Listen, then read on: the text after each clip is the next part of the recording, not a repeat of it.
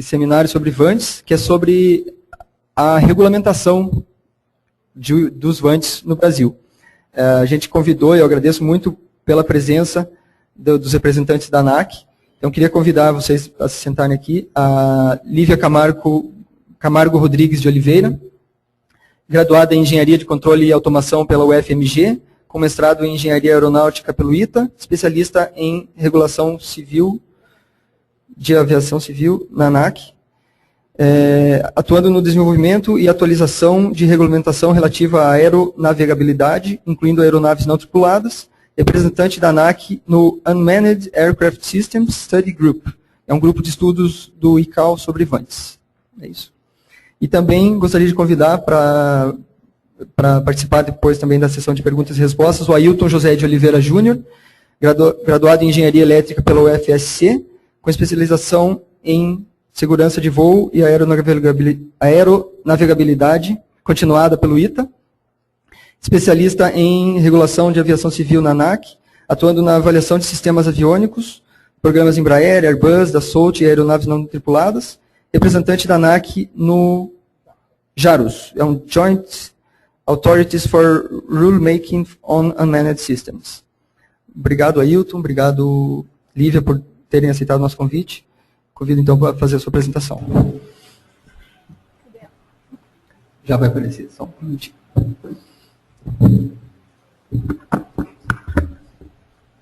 Boa tarde a todos. Eu agradeço o convite da organização do evento para a gente participar aqui, fazendo essa palestra, divulgando para vocês o que a gente tem hoje de regulamentação na área de VANTs.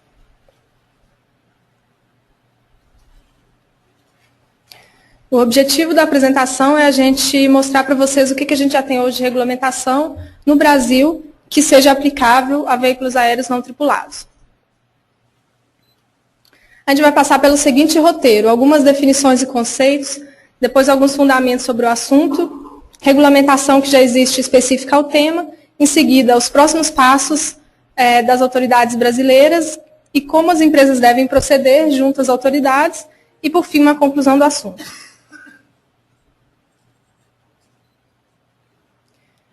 Então, primeiro a gente tem a questão VANT versus aeromodelo. O que a gente considera de diferença é que os aeromodelos têm o propósito de uso de desporto e lazer. O que não seja este propósito de uso, para a gente, é considerado VANT. Aeromodelo é um brinquedo, VANT não. Independente do peso, do tamanho, da velocidade, o que não é usado para esporte e lazer, para a gente, é considerado VANT. E para os aeromodelos existe uma regulamentação específica, que é uma portaria do antigo Departamento de Aviação Civil, já extinto, mas que hoje ainda está vigente. Em seguida, a gente tem a questão VANT, que é um veículo aéreo não tripulado, e a questão ANT, a aeronave não tripulada. A gente, apesar de considerar como aeronave, a gente manteve a sigla VANT pela questão da difusão da própria sigla já no mercado, né, na indústria. Mas a gente, na nossa definição de VANT, a gente usa aeronave que, então isso já traz todo o arcabouço legal, já traz o VANT para a competência de regulamentação e fiscalização da ANAC. A diferença entre aeronave não tripulada e RPA, que é uma sigla que é aeronave remotamente pilotada, a sigla em inglês para isso, a diferença é que as aeronaves não tripuladas, elas simplesmente não têm um piloto a bordo. Ela pode ter um piloto fora, remoto ou não. Ela pode ser totalmente autônoma ou remotamente pilotada. Então, as remotamente pilotadas, elas não têm um piloto a bordo, mas elas têm um piloto remoto responsável pelo voo e pronto para intervir a qualquer momento para garantir a segurança de voo. Então, essa é a diferença, e a gente não está prevendo, no futuro próximo, a utilização de aeronaves completamente autônomas. Em seguida, por fim, a gente tem a questão da aeronave remotamente pilotada e do sistema de aeronave remotamente pilotada, que é um conceito que engloba não só a aeronave, como, em comparação com as aeronaves tripuladas, como se você tivesse retirado o cockpit e o piloto de dentro da aeronave. Então, a gente tem todos esses outros equipamentos, né, não só a aeronave, mas a própria estação de pilotagem remota e todos os outros equipamentos utilizados para garantir a segurança de voo. Agora, falar um pouquinho dos fundamentos, inclusive a questão legal. A gente tem a Lei 7565, de 86, que é o Código Brasileiro de Aeronáutica, e essa lei, dentre outras questões, ela tem um artigo que define o que é aeronave. Isso é muito importante para questões legais, para ver o que está sob a regulamentação da ANAC ou não. Não só da ANAC, também do Comando de Aeronáutica. Então, nesse caso, ele considera aeronave todo aparelho manobrável em voo que possa sustentar-se e circular no espaço aéreo, mediante reações aerodinâmicas, apto a transportar pessoas ou coisas. Então, essa definição, embora feita lá em 86, a gente interpretando-a hoje, a gente vê que os VANTs cabem dentro dessa definição. Então, portanto, apesar da nomenclatura veículo aéreo não tripulado, é uma aeronave. E tem um outro artigo também, que ele, nesse mesmo diploma legal, que ele fala que nenhuma aeronave pode voar no espaço aéreo brasileiro sem que ela tenha, dentre outros quesitos, certificado de matrícula e certificado de aeronavegabilidade. Então, os VANTs, como são considerados aeronaves, eles precisam de ser registrados junto ao Registro Aeronáutico Brasileiro e precisam de ter um certificado de aeronavegabilidade para cada número de série de VANT, cada um específico. Não é para um projeto, é para cada unidade de VANT.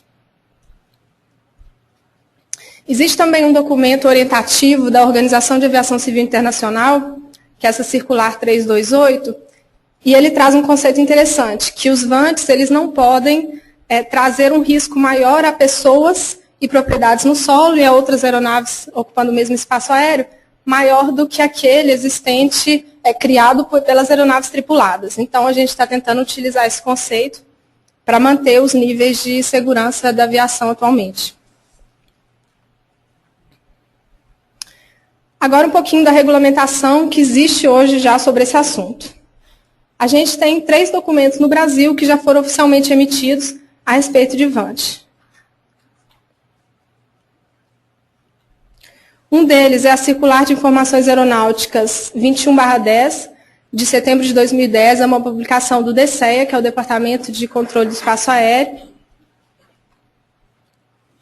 Em seguida, a gente tem uma decisão da ANAC, número 127, eu vou explicar cada um deles em seguida, do fim do ano passado.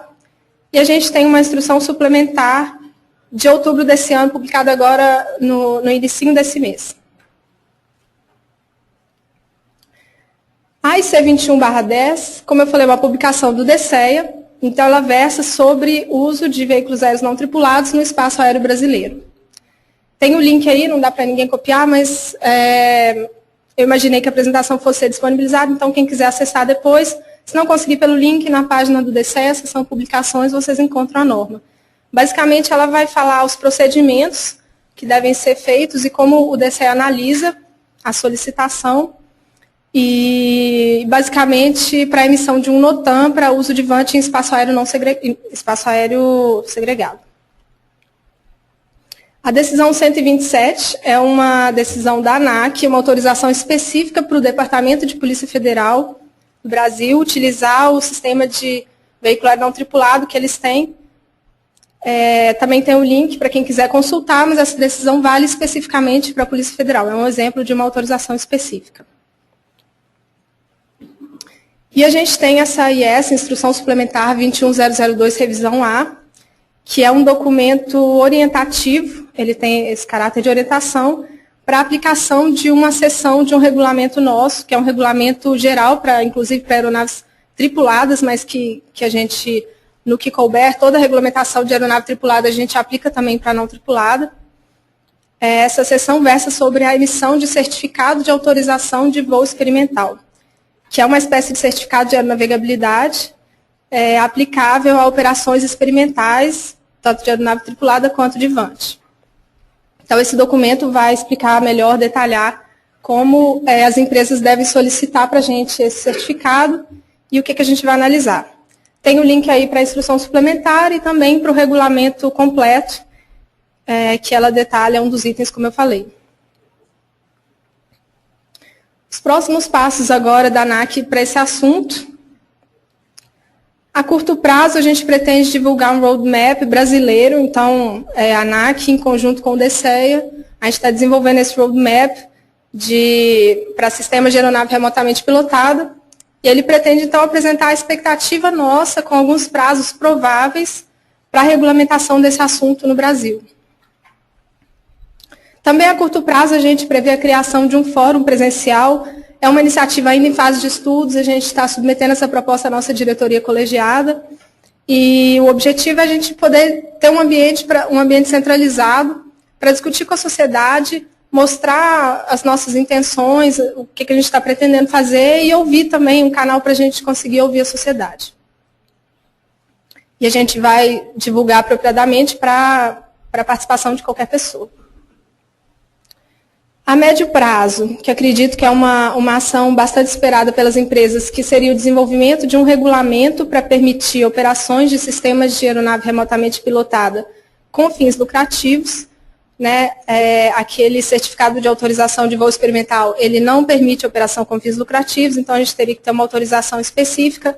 A gente não tem um regulamento específico para esse tipo de autorização, mas a gente vai prever o desenvolvimento desse regulamento a médio prazo. Depois eu vou falar para vocês, enquanto isso, o que a gente deve fazer. A longo prazo, a gente vai estabelecer requisitos para a certificação de tipo desses sistemas, que é uma certificação de projeto, que é feita hoje para aeronaves tripuladas. Certificação de organização de produção para as empresas que produzem esses sistemas.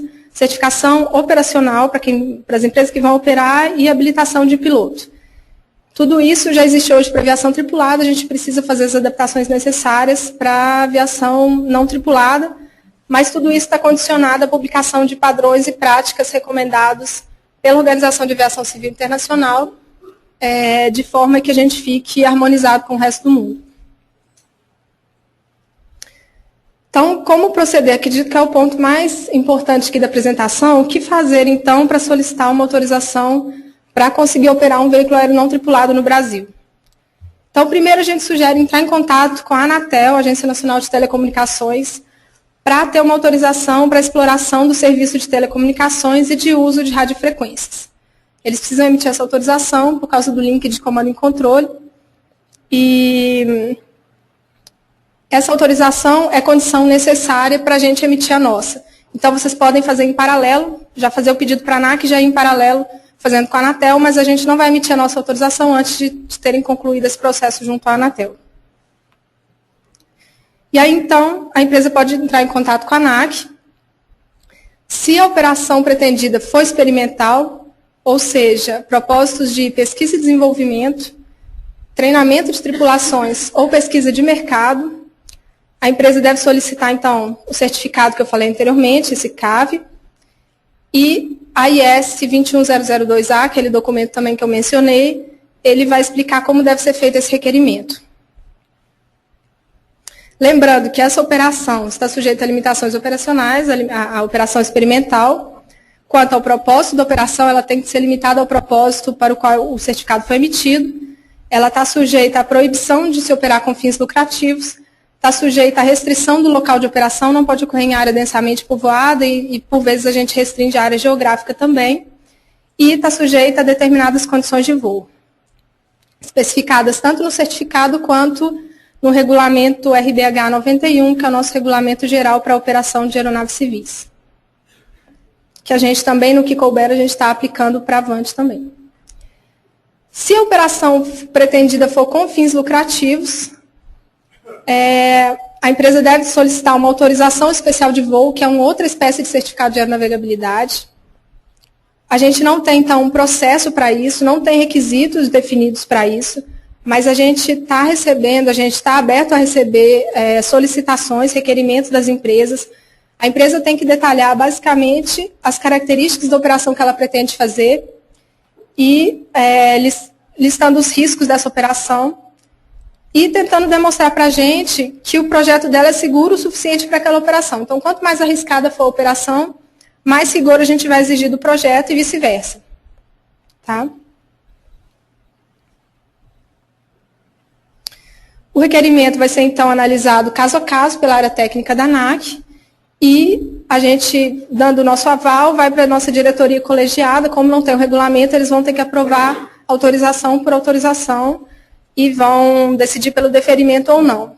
Então, lembrando, não existe regulamento, mas é possível emitir essa autorização, e sem autorização não é possível, sem alguma autorização da ANAC, não é possível voar um vante civil no Brasil legalmente.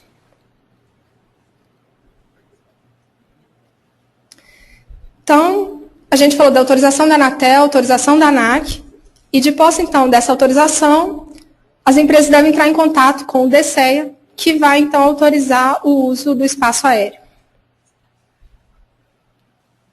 Um resumo, a autorização da Anatel primeiro ou em paralelo com a autorização da ANAC, e após a autorização da ANAC, então, a autorização do Departamento de Controle do Espaço Aéreo. Tem uma nota ali no fim, dizendo que em alguns casos é necessária a autorização do Ministério da Defesa ou do Comando da Aeronáutica. Tem uma citação legal ali para vocês consultarem depois. Nos casos, principalmente de aerolevantamento, é necessária essa autorização também, além das demais. Então, para a gente concluir o assunto, vante, então, é considerado aeronave, portanto, está sujeita a toda a legislação aeronáutica, não só o Código Brasileiro de Aeronáutica, que é a lei maior que rege a aviação no Brasil, quanto também a todos os regulamentos da ANAC. Obviamente, os requisitos que não forem aplicáveis, que falarem de piloto dentro do avião, alguma coisa assim, a gente não vai exigir, mas no que couber, a gente vai cobrar todos os requisitos que já existem e os novos que a gente está desenvolvendo. Então, nenhum vante civil pode operar no Brasil sem alguma autorização da ANAC. Pode ser para operação experimental ou para operação com fins lucrativos, mas a empresa tem que ter alguma autorização da ANAC para cada número de série de vante voando no Brasil e também de outros órgãos, ou seja, a autorização da ANAC é a condição necessária, porém não suficiente.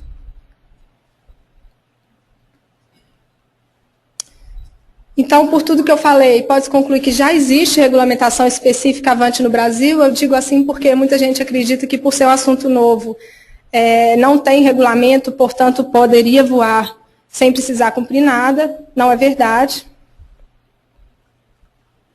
A ANAC está atenta ao assunto, a gente tem participado de grupos internacionais, discussões, grupos de trabalho nacionais também.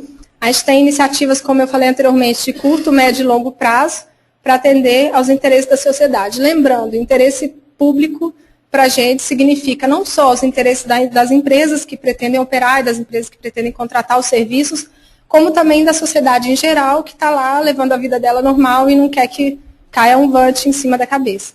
Então, a gente tem que zelar pela segurança de todas essas pessoas.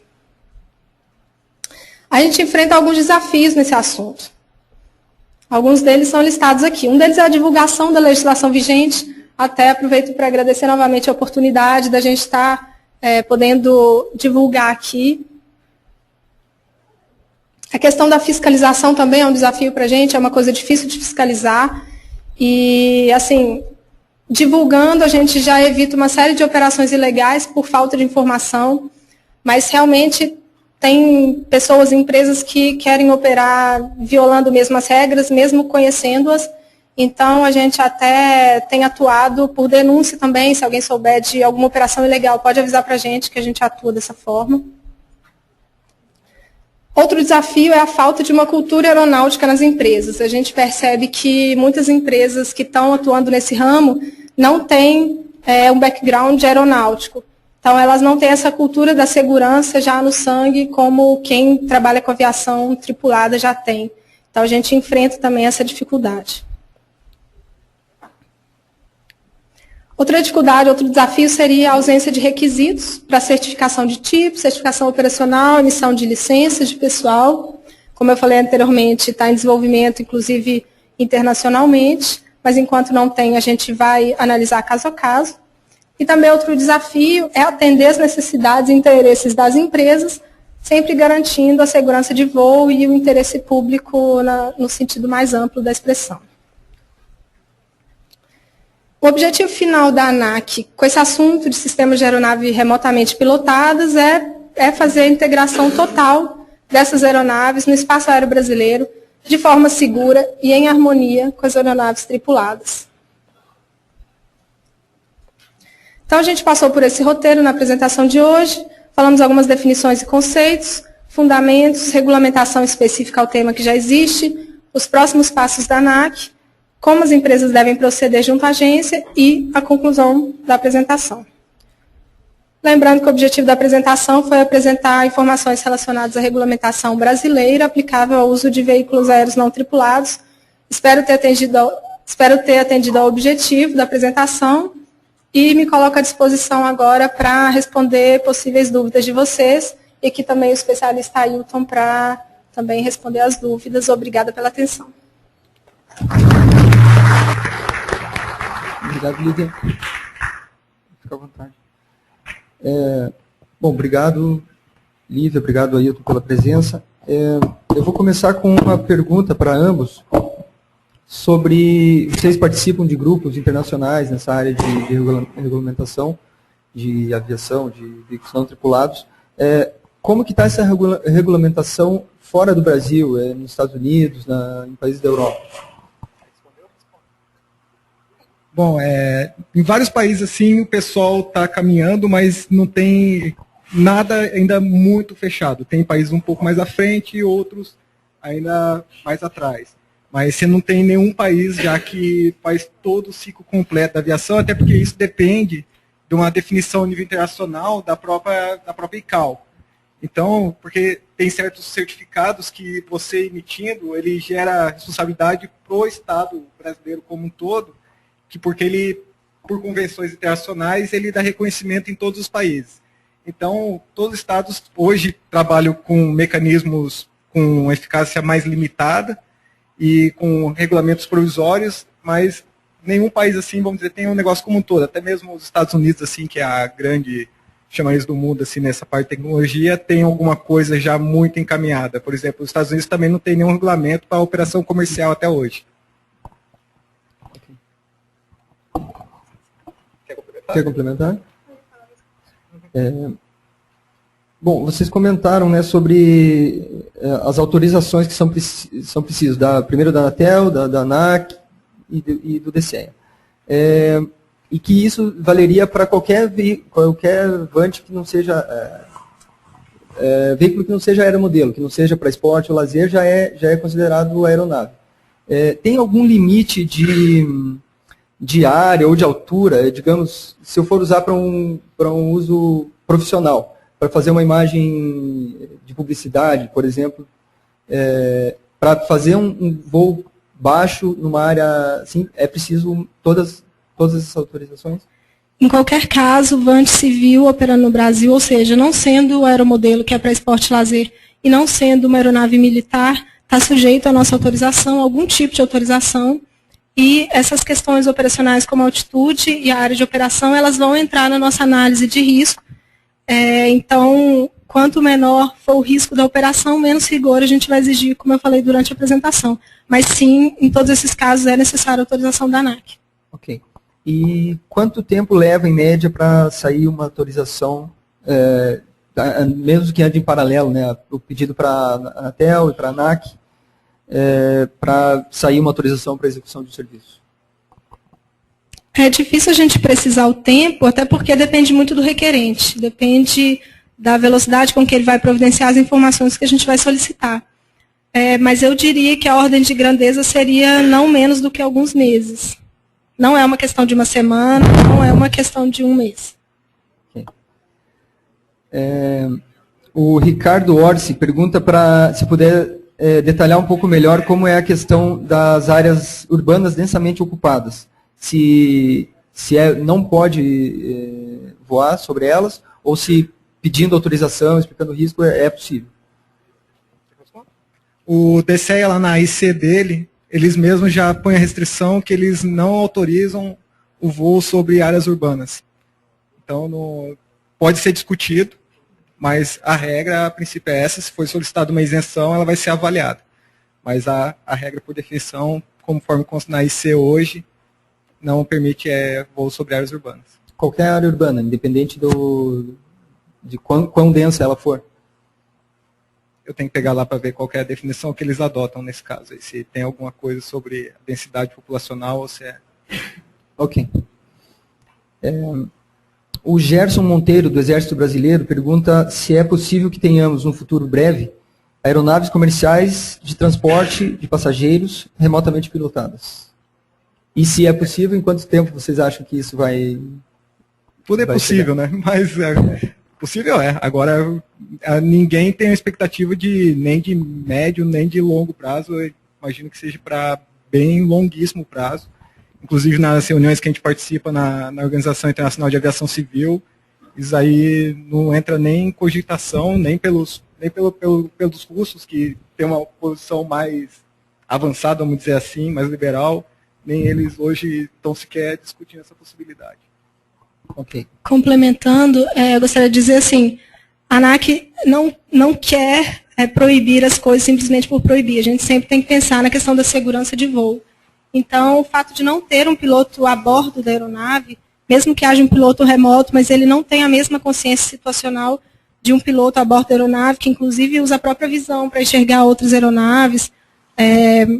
E também tem a questão do link, né, do enlace de comunicação, que tem uma taxa de falha muito alta, considerando as taxas que a gente usa para a aeronave tripulada hoje, de falha aceitáveis. Então, ainda teria que se desenvolver tecnologicamente isso para a gente permitir colocar um passageiro dentro da aeronave. Ok. Tem uma pergunta aqui do Reinaldo Correia e Marcelo Ferreira.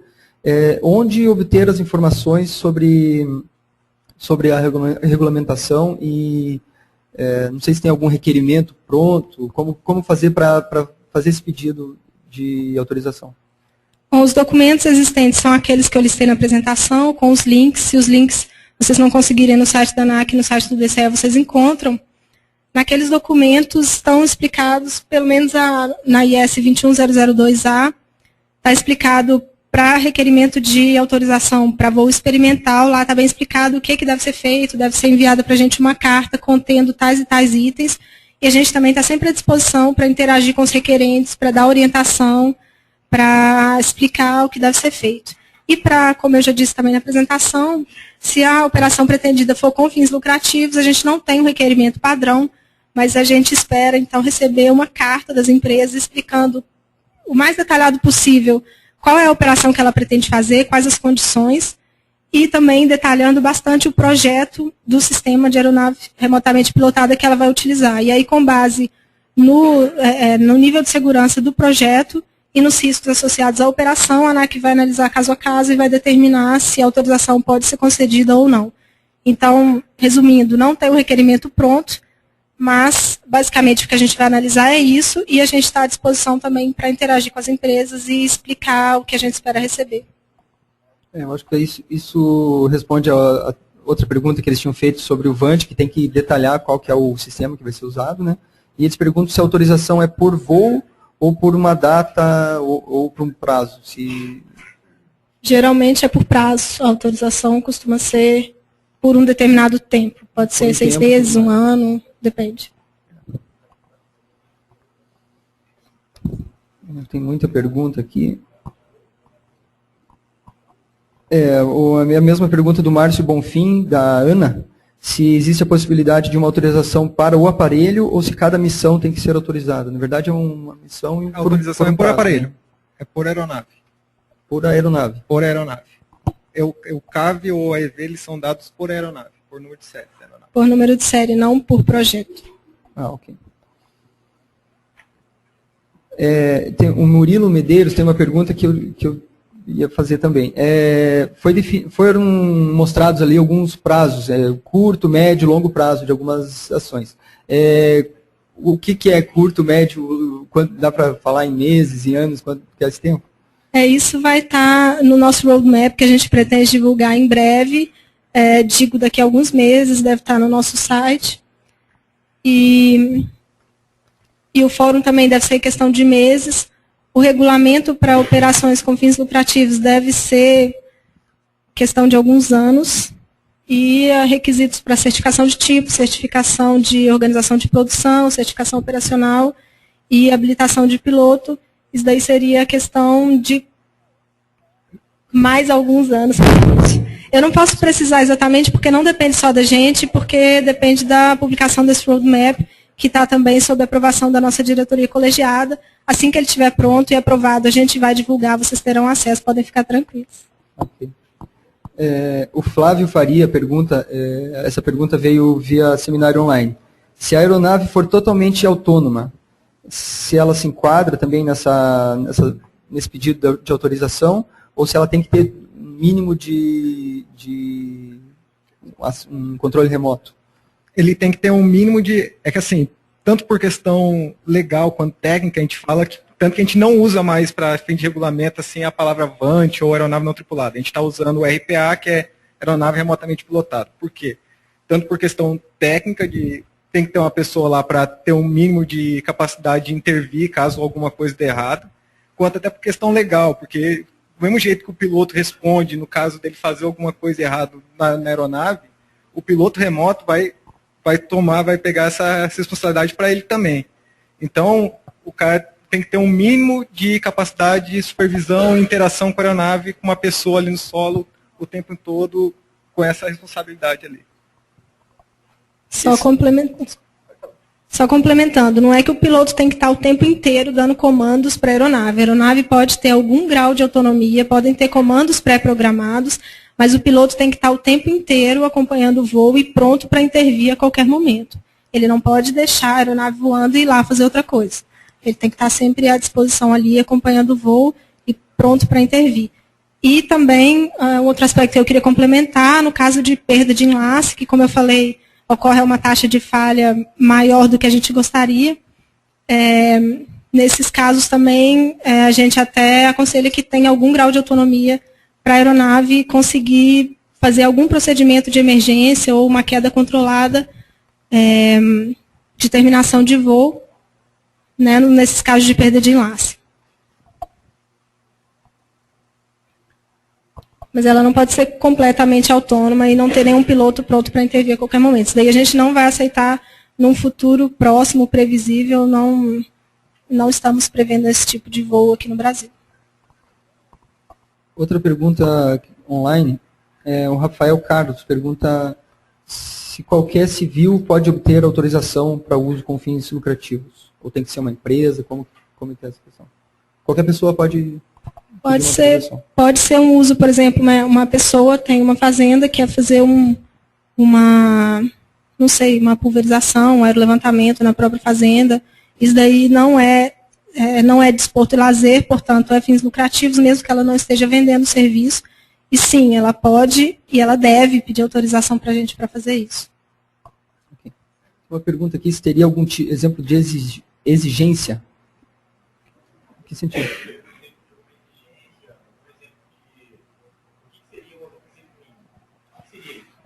Requisitos mínimos. Tá, no CAV ele dá algumas coisas assim que você tem que fazer, daí, por exemplo, boa parte é documentação falando o que é o seu procedimento no caso de perder enlace, como que você trata o risco de colisão contra a aeronave, e também a gente põe lá que uma das partes é uma avaliação da segurança de risco dessa aeronave. O que a gente usou, tem um apêndice daí detalhando um método de fazer isso, que a gente usou, que geralmente a gente avalia em aviação tripulada, que é como você vê o sistema como um todo, como que você classifica, lista as falhas que estão no sistema, uma metodologia para classificar essas falhas, como que você avalia cada uma dessas falhas. Então é uma avaliação mais alto nível assim, mas que você consegue ver como um todo o nível de segurança daquela aeronave. A gente não entra assim numa solicitação de você entrar no número de qual que é a probabilidade de cada uma daquelas falhas ocorrer. Aí a gente pede na tripulada, mas nesse ponto a gente não está pedindo nas não tripuladas, porque a gente vê que não é nem muito caso, porque tem um uso muito grande de COTS, por exemplo, o equipamento foi desenvolvido há pouco tempo, que não tem números de confiabilidade que realmente dá para usar, mas que pelo menos você consegue ter uma noção para ver as redundâncias, onde existem, se existe independência mesmo, se você não está botando dois sistemas redundantes, mas que tem uma falha comum ali no meio, é mais nesse sentido aí que a gente olha. Uma pergunta aqui do Luiz Soriente, da Smart Finder. Ele comenta que se não seria o caso das empresas que atuam ou pretendem atuar com VANTs, serem obrigados a ter um elemento credenciado em prevenção de acidentes aeronáuticos, certificado pelo CENIPA, é isso?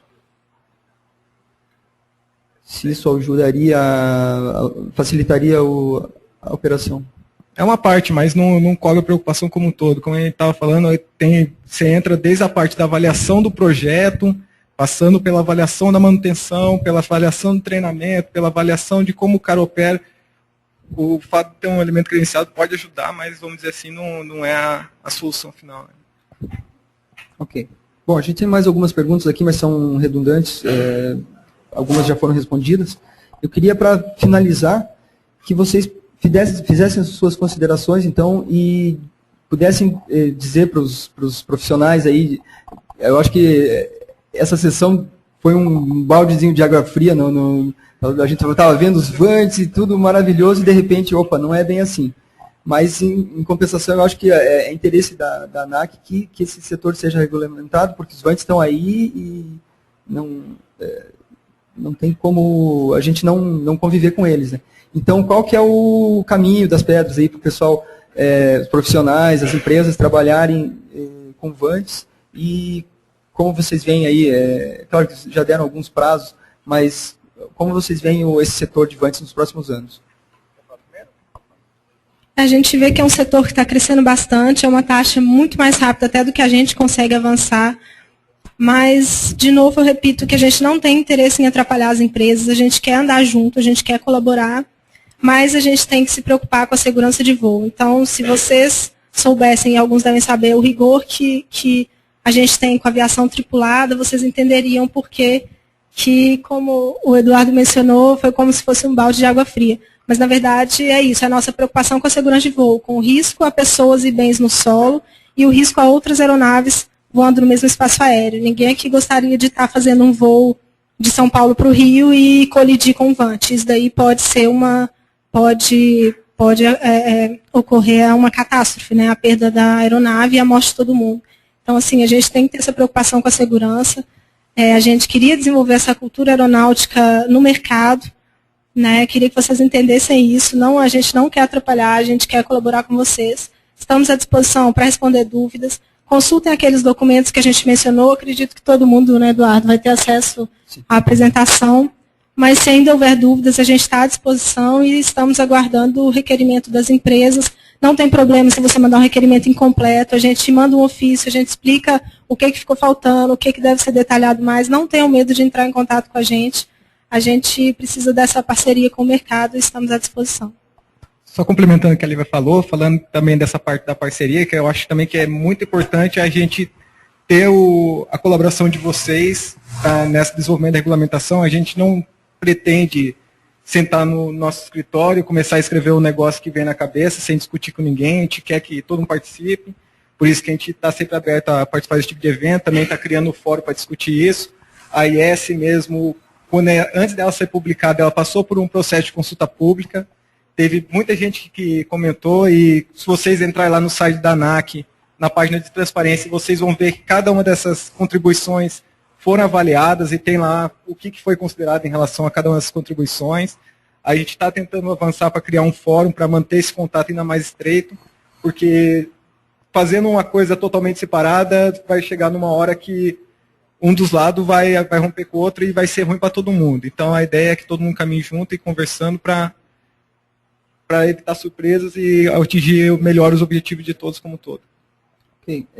Bom, em nome da Mundo Geo, eu queria deixar o espaço aberto na nossa revista, o portal. A gente já fez alguns seminários online também sobre vantes, que a gente tem faz uns 2 anos e meio que a gente já fez uma matéria de capa sobre vantes. A gente tem sempre abordado esse tema. Então, também o Mundo Geo está à disposição para que esse setor cresça cada vez mais, né? Bom, agradeço a presença de vocês. E vocês voltam na sessão de fechamento, né, do debate de fechamento. E muito obrigado pela apresentação e por ter esclarecido aí algumas dúvidas do pessoal. E as perguntas que não foram possíveis fazer, não deu tempo aqui, a gente passa para vocês depois para responder por e-mail. Tudo bem? A gente agradece o convite.